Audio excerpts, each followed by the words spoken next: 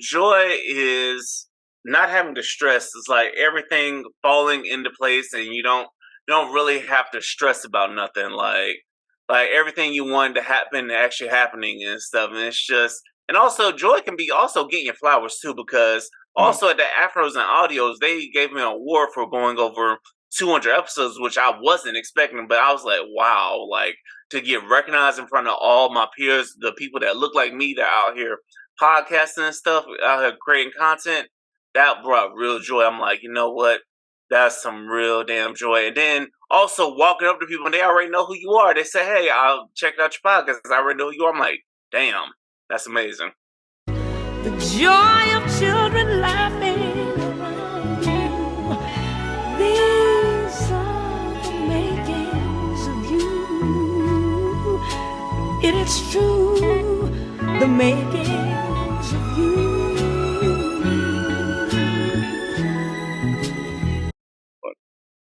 Good morning, good afternoon, good evening, good people. I am your host, Drake, V Drake with Everything Culture. And we're back with another Makings of You. And we're back with my guy, V Jones. What do you want to go by today? We go by Vic. We go by Victor from Look and Talk, I guess. Okay, we got Victor from Liquor Talk, the one and only. Previous guest on the show was on actually the season finale of season 3 when we were talking about holidays. A lot of y'all asked about them, and things of that nature. I don't know if I'd be telling them. My family always ask about you, man. But we here. I appreciate that, man. Hey, it's love over here. But we about to get into the makings of Victor. So, Vic, how you doing today, man? I'm doing good, man. I'm refreshed, I'm happy I got done with my podcasting for Liquor Talk for 2022. Next episode is going to take place in 2023, so. Ain't that a good feeling? Yes, that is. That's a really good feeling. Yeah, we appreciate your work doing in this podcast realm, especially being a Black podcaster. You've been consistent, and that's one thing we value. You support others, you support us, so we really appreciate you taking the time and sharing yourself with us today. So, let's get into the first question. All right, Vic, how would you describe or define yourself? I would describe myself as Showtime, as Mr. Showtime, because I might be mellow, but when it's showtime, when the lights are on, I turn it up another notch and I take it to another notch. I know you probably done seen me, like, whenever I do Liquor Talk, I always take it to another notch. But also in person, like when one of my boys have me hosting, working his events, like interviewing guests and stuff, and also I got the opportunity to really take it to another notch earlier this year when I was at the Afros and Audios Festival and I hosted a breakout session. So I might be mellow off the mic, but when it's showtime, I know how to turn it on. So okay, you know how to make it happen. We appreciate that. Okay, so how would you? Well, actually, not define. What cultures do you represent? I definitely represent the African American culture, and pretty soon I'm gonna learn to tap into the Brazilian culture as well, because I did find out, thanks to that little 23andMe test, and also my sister confirming this, that we got a little bit of Brazilian in us from our dad's side, and she once said our father kept a Brazilian flag in his house, so I'm gonna definitely tap into that culture, but I definitely very into the African American culture, the dialect, Okay. How would you describe the African American culture, if you could? We know we run this thing. We're like the captains of our culture. I think we're like the sleep culture. It's like, but people want to be us, but they don't want to be us. You know what I'm saying? People want to be us when it's time for our culture, when it's everything. But when it's time to be us, nobody wants to be us. So, and we don't. We're the trendsetters. We setting all the trends. I would agree with that. Okay. Where are you from? Originally I'm from St. Petersburg, Florida, which is right outside of Tampa. That's where the Rays play, the baseball team, for people that don't know where St. Petersburg is. Okay. St. Petersburg, Florida. That's South Florida, I'm assuming, or North Florida? That's Central Florida. That's like West Central Florida, like right by between Tampa and Orlando, that area. Okay. I know when you said Orlando, I know exactly where that's at. Okay. Do you mind sharing your age with us? I just turned 32. Shout out to you because you were on the first birthday episode, which was last year. So one time, and one time for Shan as well. She was on the birthday episode this year. I did see that. Shout out to Shan from She Gets It Pod and Shan from Cozy Womb. We ain't about to go over all them podcasts you on, Shan. It's about Vic today. But happy belated birthday, brother. So, thank you, man. So that was hold on. So that makes you a. Oh my gosh, it's the one that caused all the problems. Start with an S. What? Sag? Are you a Sagittarius? Yes, that made me a Sag. Okay. Let's get happy birthday, man. Happy birthday. So, how would you define your childhood and upbringing? My childhood and upbringing, I think my mother was kind of like Drake the rapper. She was always protecting me and always protecting me from the world and stuff. So it's like I really didn't get a chance to experience what life is like and also being a man until I got away from her. And that's kind of what happens when you have a single mother. You can't really fault her for that, but I do. It's like once I've got older, I kind of understand what she has to go through because this adulthood is a struggle. So, and I can imagine how it'd be like if I had a little mini me and I didn't have the support of the other parents. So I had a lot of things I had to learn as an adult. Like once I got to college and once about becoming a man, once I got to college and once I got away from mom, she did the best she could. But, she's around here trying to make things happen, but she doesn't really have the full grasp of what it is to be a man in this world. That's deep right there. Man. Yeah. It sounds like, just me. It sounds like she just gave you love. When you say, it's just like, and she loved you the best way she could. Yeah, she loved me the best way she could, and also she gave me discipline in some of the wrong areas. Like she gave a damn too much about school, and it's like today, it's like as an adult, you barely use that education. Ooh, we're gonna come back to that. We're gonna talk about that on this episode, but we're gonna coin that right there. But we love it. So, how would you define your mother when you was coming up? How was her parenting or her style? Like, what was her role in the household?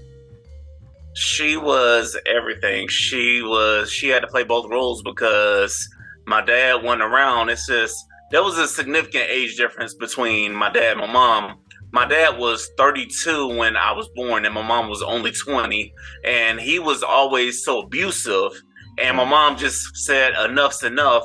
And she got away from him because he was like very abusive. And he also took advantage of the fact that my grandfather, he was around. But my grandfather is one of the men where he will kill you about his daughters. And my mom didn't want that to happen to him. And he kind of played into that. I'm like, and he just, any little thing, he's just being a sorry man. And I can growing up now, you're like seeing these things. I'm like, now I can kind of understand why you got away from my dad. Yeah. Absolutely understand. But we appreciate what she's done and her experience too. But right now we're doing the makings of Vic with everything culture. So, do you have any siblings? For my mom, you mentioned one. Yeah, for my mom, no. For my dad, I got like 4 sisters. One of them I love to death. She's everything. I met her when I was like 26, because our parents, her mom and my mom have something in common. They just didn't want to deal with my dad, and neither one of them, so they kind of kept us separated. And then I got 2 of them where then the other 2, I just don't really get along with because their mom got into my mom, and it kind of rubbed off on their daughters.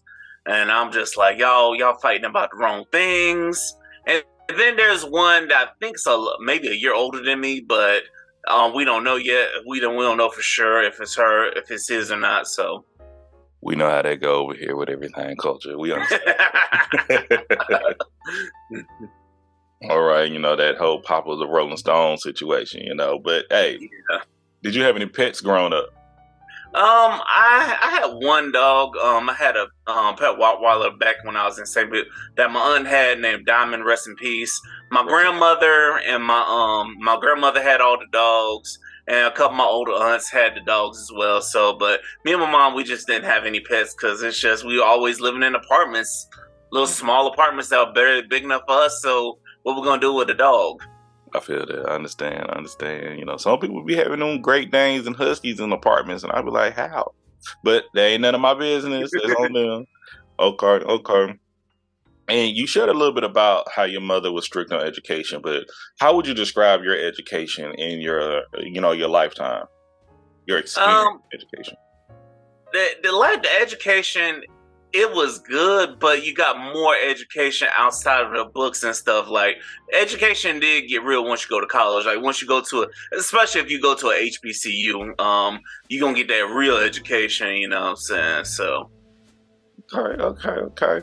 I gotta ask that. Tell us, what does that real education look like? You know, because I'm curious to hear. You know, I gotta elaborate on this one because I went to a PWI for college, but I went to a predominantly black school in high school though. So I would say I had a little bit of a trade off. It's like for example, you're required to take African American studies. Everybody's still required to take African American history, and then also you learn about black psychology. And there's a lot of black professors who will teach you more outside of the subject. Like, say it's literature, they're focusing on from the African standpoint. They're not really going into the white standpoint. They're always teaching things from the black standpoint. No, hey, I really appreciate you elaborating for us right there. Value that, and I'm glad when I went to my PWI, shout out to U of H, I did take African American studies, and that's why I felt like I learned so much. That was like another kickstart on the world for me. So once again, thank you for sharing. So, where do you consider home? Like I said, I consider home St. Petersburg, but it's because a little part I left out is the fact that we moved a lot, and I lived in many different places. I lived in Atlanta. I lived in North Carolina.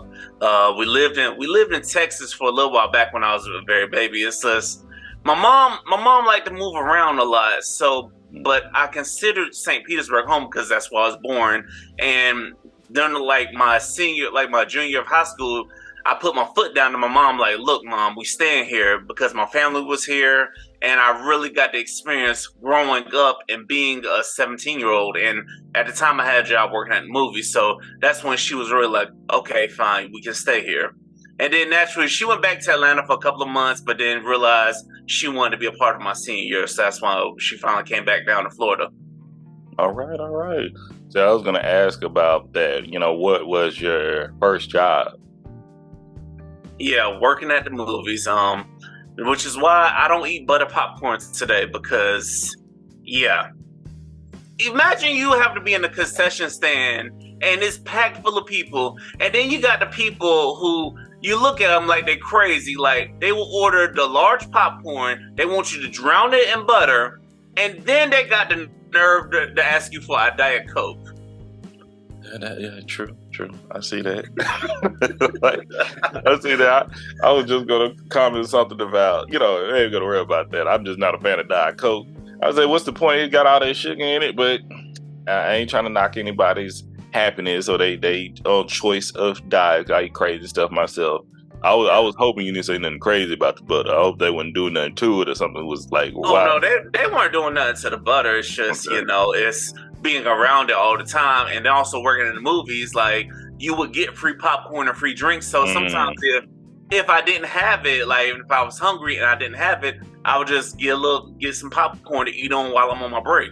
Been a little burnt out on it. That's what I mean. Yeah. Okay, no, I absolutely understand. So, what was the pay then? Can you remember how much you were getting paid at that time? I think it was like $6.80 an hour. And then they didn't even give you a raise. They give you maybe a 20 or 30 cent raise once you got your high school diploma. We'll talk about that in the future too. But it's wild. So, What was your first sense of responsibility other than working? Unless that was the first sense of responsibility that you had. My first sense of responsibility was like making sure the kitchen was clean because my mom would always get on me about the chores. And you know when they say clean to wash the dishes, they mean do everything in the kitchen, wipe down the counters, sweep up, mop the floor, all them chores and stuff. And then also some Saturday mornings you had to clean the bathroom and stuff, so I had to make sure everything was clean. And they always wanted, whenever they were having guests coming over, they always wanted to have everything clean, like make sure your room was clean. I'm like, your guests ain't gonna be coming in my room, but I don't know. Man, hey, she's just preparing you for married life. That's it. You know, that's just it. You know, hey, once again, shout out to moms again. Oh man, so how were you disciplined growing up? Oh my goodness, man. Look, it's like I got in trouble if the teacher called home. It's like I was almost scared to get into fights in school because I was so scared of what my mom might do to me. And it's just, and now in my older years, I kind of told her she admitted she was wrong for that. She should have like allowed me to defend myself. Like if I say kids were tease me and bullying me, I couldn't really defend myself because I was so scared to get suspended from school because 9 times out of 10 I'm getting punished, I'm getting everything, getting the book thrown at me, you know? Yeah. Absolutely understand. You know, so you bringing up so many different topics for the future, but we'll get back to it. So what were and what are your beliefs? My beliefs, I'm a free spirit right now. I do pray, I do meditate, but I'm not about to, every blue moonish I'll go sit in church, but I'm not about to force religion down our children's throat because this is another topic we might have to get to. It's like a lot of kids, they were like forced down religion. Like they were trying to understand these books of the Bible, understand the same book and stuff.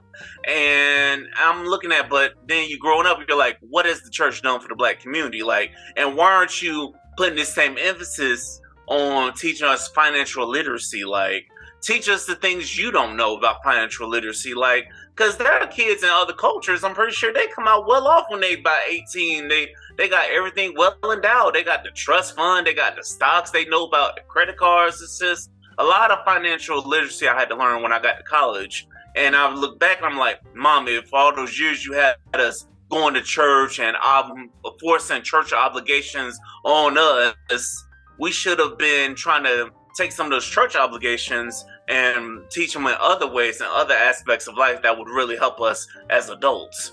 Wow, thank you for sharing, man. Thank you for sharing. So, no problem. Who has been the biggest influence in your life?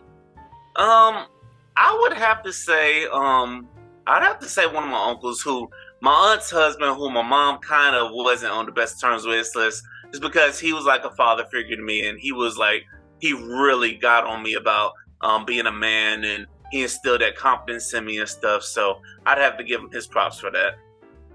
Shout out to him. Appreciate him. So if you could recommend a book, a movie, and a television series, what would you recommend? The book I'd recommend is The Art of Not Giving a Fuck. I gotta remember who wrote that book, but it's literally called The Art of Not Giving a Fuck. I think you're the second person to recommend it, actually. Oh, really? Yeah. Yeah. Well, obviously, we own to something. If that's the book you need to recommend, you know. The movie, I would have to go with American Gangster because it teaches you how to be a leader and how to hold your family members accountable and stuff. So those two things I would recommend. And you said the TV series, right? The television series, yeah. For the television series, I'd have to go with Atlanta. Even though it just ended, I'll go with Atlanta because, you know, it does teach you a little bit about the culture and stuff and how to move in the culture, you know. Yeah, loves Atlanta, loved American Gangster. I haven't read the book yet, but man, also those are some great recommendations to share with folks. So thank you. If you had a magic phone, okay, and you can call anybody you want to call, you had an option to call 3 people though. And when I say anybody, I mean from People that's here, people you've met, people you've never met, people that have passed along, people that maybe even be fictional. Who are the 3 people that you'll call? The first call will go to my grandfather because it's like I know that he was before he passed away.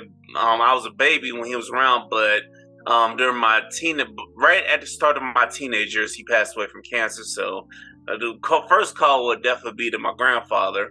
The second call would have to go to Steve Harvey to see how he managed the workload and how did he come up and stuff because he has the stage presence and I'm like, how in the world are you doing all this stuff? So he'll be the third person I would want to learn from. And the last person I would want to learn from, let's see, maybe I would call, I don't know, I'd call a woman crush. I would have to call Beyonce or everybody's woman crush to be like, how do you win these women nowadays? So we got your grandfather. Yeah. This your maternal grandfather? Yes, my mom's dad. Okay. Steve Harvey. Yeah. And Mrs. Beyonce Carter. Okay. Yes. Okay. We rocking with you. Man. What has been an impactful moment in your life? An impactful moment in my life had to be when I started the podcast. Had to be when I started Liquor Talk. Because that was, and I would say about episode 90, somewhere in the 70s or 80s. Like when I figured out how to connect with people in different states, like on different streaming apps and stuff.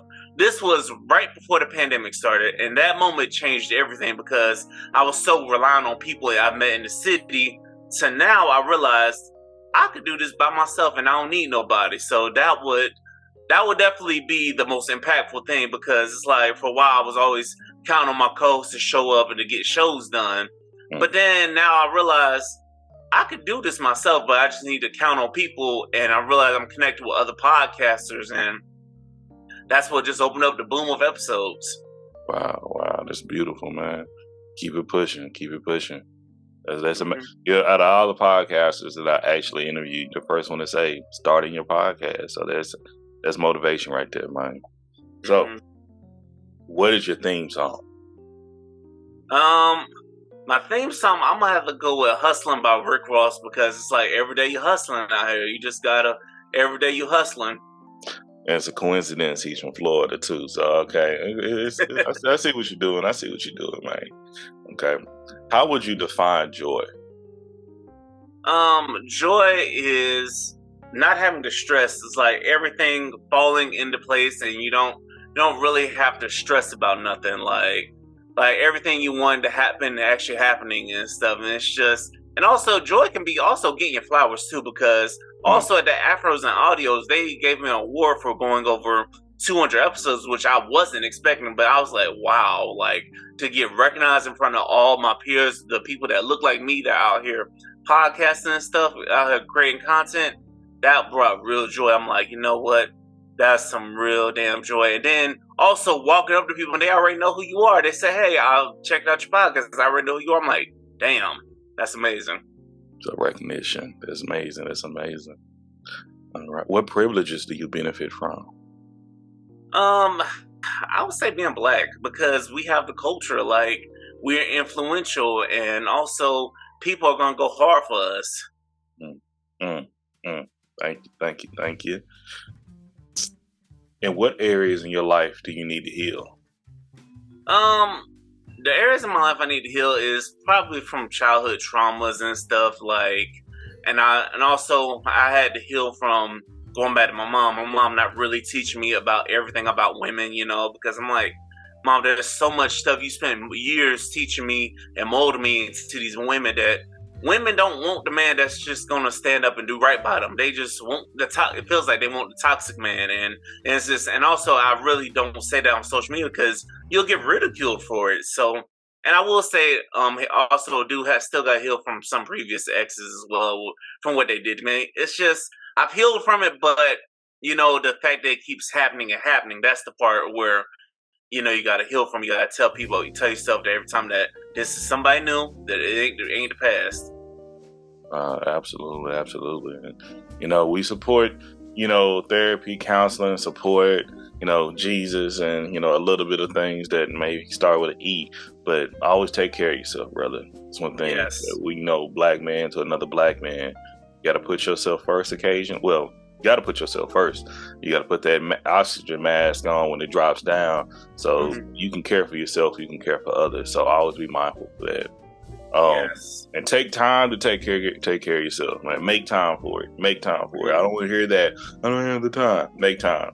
Okay, but thank you for joining us for your Makings of You, by the way. How you feeling? I'm feeling good, man. I feel great, man. So I'm happy to be on, helping you out. I'm feeling like I'm ending my podcast year with a bang because I have no other scheduled podcast to be on, after this one. Oh, wait. Well, this is an absolute honor. And once again, man, thank you. When did you realize you were different? I started to realize I was different. Again, I have to go back to the even before the podcast. Like, even when I was doing Snapchat videos, I started to realize I'm different at this shit. I'm like, I'm recording these videos of myself and people are actually tuning in, and I realized I'm not scared to give my opinion. I'm not scared to speak my mind. It's just sometimes I'll be reserved because I'm not here for the backlash. I ain't got time to stress myself over the backlash, So, but I started to realize I was different when I started recording myself speaking and stuff, and also seeing myself at different events. I'm like, yeah, I'm definitely different. Okay. Thank you. Who represents your community of support? I would say other podcasters. That's who represent my community of support. Like, anytime something ain't going right, like the men, like two of the men, like Del P and Juggy, those two like been like my main hitters for support, and I met them through one of them I keep in touch with, and another one we fell out. So it's like I do look to people in podcasting for the support, So I'll lean on them if I do need support. And outside of podcasting, it's definitely my sister, my mom, whenever they're around. Love that. Gotta have that support systems. Absolutely valuable. Okay. Touching on our next question is, in your culture, what are some traditions that you all hold when it comes down when someone passing, when death? I would say the tradition. I don't think we have too many traditions because we all just don't see each other nowadays. I think our generation, we don't really tap into traditions. Like we do come together for holidays and stuff, and for everybody cooks on the holidays. So I think that's probably the only tradition I can think of off the top of my head. Well, when someone passes, what do you do then? Usually it's a funeral. Usually we go to the funeral. Then there's the repast. I really don't do funerals, but I'll go to them. Yes, like I hate to go to them, but I've been blessed. I've been to a funeral since like I want to say 2016. And what's bad is the last funeral I went to, it was 2016 on my 26th birthday. Actually, my 25th. Actually, I take that back. It was a year, 2015, on my 25th birthday. I was like, damn, it sucks to be at a funeral on your birthday. Absolutely. And I just want to be mindful, those are traditions. The funeral, the repast, those are things that, y'all expect to do when an event happens in your family or in your community. So we value those. We value you sharing that with us, by the way. So what are you responsible for? I'm responsible for being the best person I could be in everything I do, like whether it's the podcast, whether it's the job, or whether it's just everyday life, trying to be the best person I can be and also taking care of myself and helping take care of my people as well. Love it. Okay. We got a few more. We got a few more. You rocking and rolling. That's why I'm checking on it. Once again, y'all. Y'all listen to Everything Culture and the Makings of Vic. Y'all make sure to tap in, tune in. You can find them with Liquor Talk Podcast. We'll make sure to list it a few more times on, but I want to say thank y'all for tuning in. And back to it. So, your biopic is coming up. Mm-hmm. Who would you have direct your biopic, and who would you have play you? Oh, I would probably the director. I think the John Singleton. He passed away, but I would if he was still alive. I would have him directing the film, and I would have to go with Ice Cube's son to play me. O'Shea Jr. Okay. Yeah, O'Shea Jr. All right, we rocking with it. What network would it be on? Would it be in the movie theater? Would it go straight to go into the theater, or would it be like on a streaming service, or would it go to like another network that we have? I would like for it to go to a black-owned network. I would like for it to start off on a black-owned network and then go over to like Amazon Prime, because everybody got Amazon Prime. Not everybody got Netflix, because Netflix keeps skyrocketing and stuff, but everybody got Amazon Prime. Boy, black-owned network though. You got to be more specific. Ooh, that's a good one. I don't know. I would have to give it to the Oprah's network, since Okay. the own, because everybody be watching Oprah's network. Okay. The own. John Singleton, O'Shea Jr.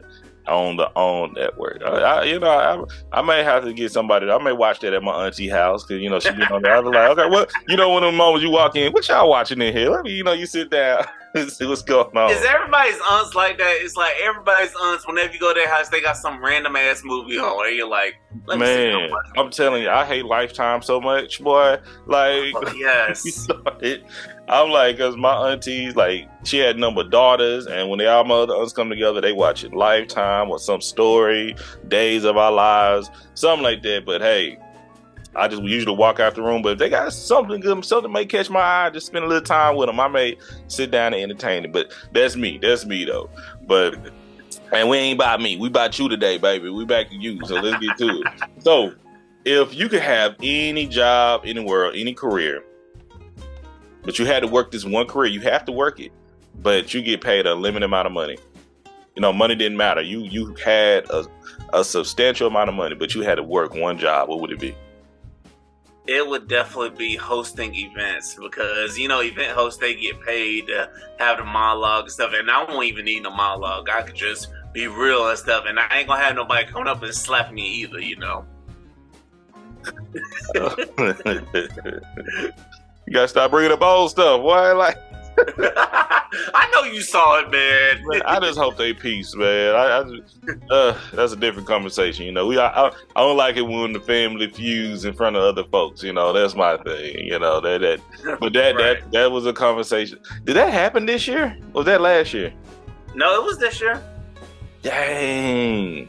Because like, the discussion that you had on your show yesterday, like when you messaged Shan and myself, we've been talking about doing a year in, talk about all the, because I don't really talk about the hot topics in society or in culture. I usually talk about people and talk about the underlying things, but we was going to do one where we would bring other people on and we could talk about what had been happening throughout the year 2022. But that right there, oh my gosh. Still. I mean, everybody was talking about it. I'm like, my goodness. And what's funny is I wasn't even watching it. I think I was at work, and then I kept seeing it pop up on my phone. I'm like, and then I finally had a minute to sit down. I'm taking a look. I'm like, oh shit. I was up to eat with my wife, and at first I like, that's fake. That ain't real. Then after that, like we were talking, I said, nah, that angle, that was real. That was a real smack right there. But yes, that was definitely a real smack. The smack of 2022. Okay. Let's get off all that. Let's get off of that. Got back to my guy Vic right here. So Vic, this is a either or. All right. So, this is a would you rather. All right. So, would you rather go back in time and talk to your younger self, or would you rather for your future self come and talk to you now?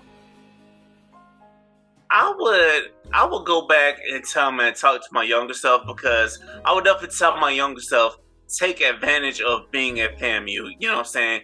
Take advantage of being at FAMU and enjoy the time there, because it's like sometimes when you were younger, you're looking back, you felt like you kind of rushed things just to get done. No, take your time to enjoy being in college, because ain't nothing for you outside of podcasts. Ain't nothing really for you just except bills and work. Feel that. Do you think younger self would listen to you? Younger self better. I might have to give younger self 5 of these. Oh man. So how do you relax? Sometimes I just relax by just sometimes playing. When I have a game system, I'll be on my game system or just sitting there watching crazy things on YouTube, and also I put my phone on Do Not Disturb because I'm just not like, look, I love y'all, but I need some time, you know. Okay. What is a quote that you live by? I have a quote. This show, I think I forget the name of the show, but the guy's uncle said, "Always forward." And that's the quote I go by. I go by that one, and also I have to go by the Carolina Panthers, even though I don't like that team. Like, they have a thing called "keep pounding," and I was just sometimes just tell myself, no matter what, keep pounding. Already. Okay. I love them. All right. So I'm gonna try to adjust this question.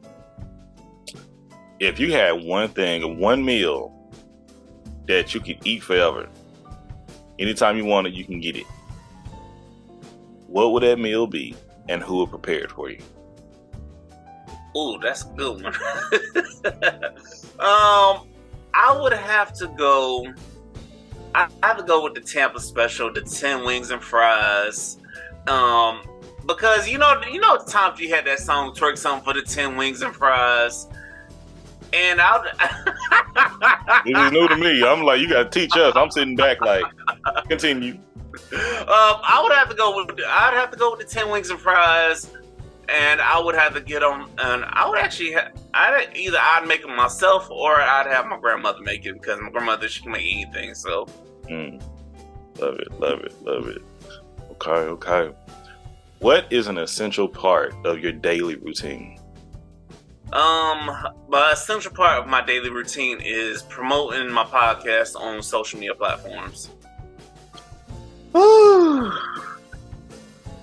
That's work right there. Got to be part of that. It should be part of mine more. You let me tell you that. Yeah. But I think what I'm gonna have to do is I'm gonna have to get better with like pushing other people as well, because that way they can push me in return. So yeah. Oh, we gonna talk after this. I got something lined up. Trust me, I got something lined up before I hire somebody. So what is your favorite holiday?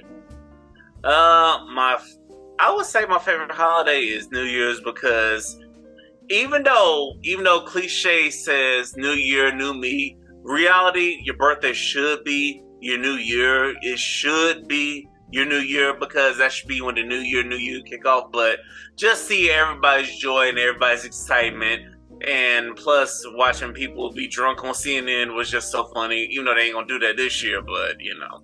Oh yeah, they got a little too turned last year, I heard. Yeah, they got so turned. CNN said, "Nope, y'all ain't getting turned this year." Hey man, people get out of pocket. You gotta have those. You gotta have boundaries. You do. I understand. Oh man, and something that's unique about the New Year that I'm trying to share with a lot of people this year, because I celebrate Juneteenth. That's part of my culture, and that's been part of my culture since I was a baby and before me. But understand, Emancipation Proclamation went into effect January 1st, so that's really the Freedom Day, where that's why they have night watch in the Black churches, because that is really to commemorate the freedom of Black people, American descendants of slaves. Wow, so is that why our parents had us sitting in church on New Year's? Yes, because that's what unfortunately and fortunately, that was the safest place for us. That's how we literally came together to protect one another as well. Wow, I never knew that. It's like, I'll admit, I will confess some that I think I had one really bad year, which was like 2014. I had one of the worst years ever, and I said to myself, okay, we not about to do this sitting in church on New Year's. I'll just stay home and chill, or go hang out with my people for New Year's.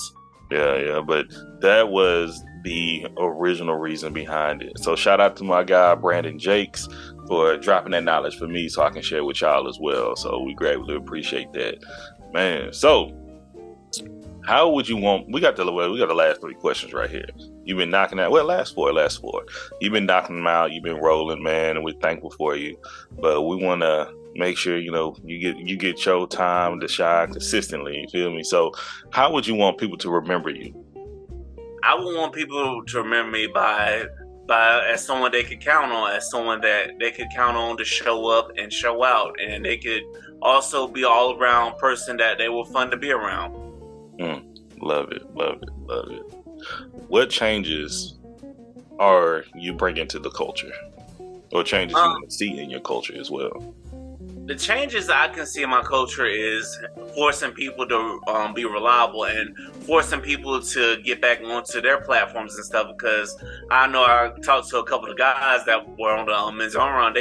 I'm seeing them starting to branch off and starting to finally start tapping in back into their own thing and stuff. And they've been watching me be consistent. So now they're like, now they want to go ahead and tap in and go ahead and get back to their podcast. So.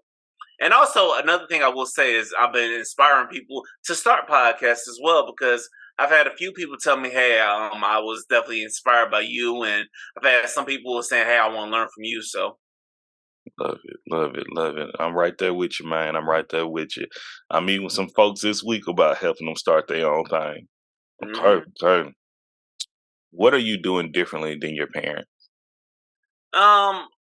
Well, for one, I'm not having kids until I meet somebody. Other than that, I'm just being more patient with life. I'm definitely being more patient. I'm definitely taking time out to enjoy things, So, and I'm definitely not being in relationships with people who aren't making me happy, Because obviously my mom and my dad, neither one of them are together today, but neither one could keep people around. So. Listening, I'm hearing that. And lastly, how can we support you? How can not only myself, but the Everything Culture community support you? Well, like I say, I know you done made the guest appearance, so like whenever you want to drop in on the Man Talk, you let me know. But people can definitely support by helping me get opportunities like with sponsorships and also good voice acting opportunities as well, because that's something I want to dive into in 2023 because I'm getting tired of corporate America, and if I could just get paid for using my voice, I would definitely do that rather than report to corporate America, because corporate America, no jobs there. They can get rid of you easily in a blink of an eye. But when you want to leave them, they need a 2 weeks notice, and in them 2 weeks, sometimes they might fire you then. That's a discussion to have in the future as well. But Vic, you done it. You did it. You completed your Makings of You with Everything Culture. Congratulations, man. So, hey, I appreciate you for giving me the opportunity. Oh, man, my pleasure. Once again, I've been trying to do this for the past year now. I can't believe this year has flown by like this. It has. 2022 has, and I knew it at the beginning of 2022. It's like, it's going to fly by. So, but it's been a lot of good for this year, in my opinion.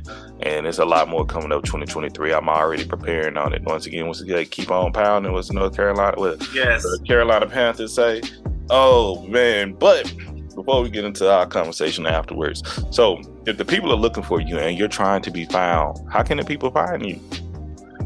They can find me on Instagram at Real V Jones or Liquor Talk Podcast, Twitter Real V Jones, Facebook Liquor Talk, Patreon Liquor Talk, YouTube, Spotify, iHeartRadio, Liquor Talk if y'all want the podcast and stuff. I'm very approachable. Remember, I might be in Florida, but I'm literally one DM away. Already. Hey, man, thank you again. And to the audience, y'all know where to find them. If all the information will be in the description of the episode as well. But I want to make sure to say thank you again. And for my folks, y'all know where to find us. It's Drake. You can find us at Everything Culture. That's an A, not an I. Anywhere you type in Google or any website you go to, social media, just type in Everything Culture, will pop up. You see a black man with a beard usually. So we want to say thank y'all for supporting, thank y'all for tuning in, thank y'all for following, thank y'all for subscribing. All this goes a long way, and we want to continue to grow with you all. And if you have any suggestions or any updates for us, you can contact us at 832-800 832-800-3176. Once again, our number is 832-800-3176. And DMs, all that stuff work for us as well. But I want to say thank you all again, and God bless. Peace.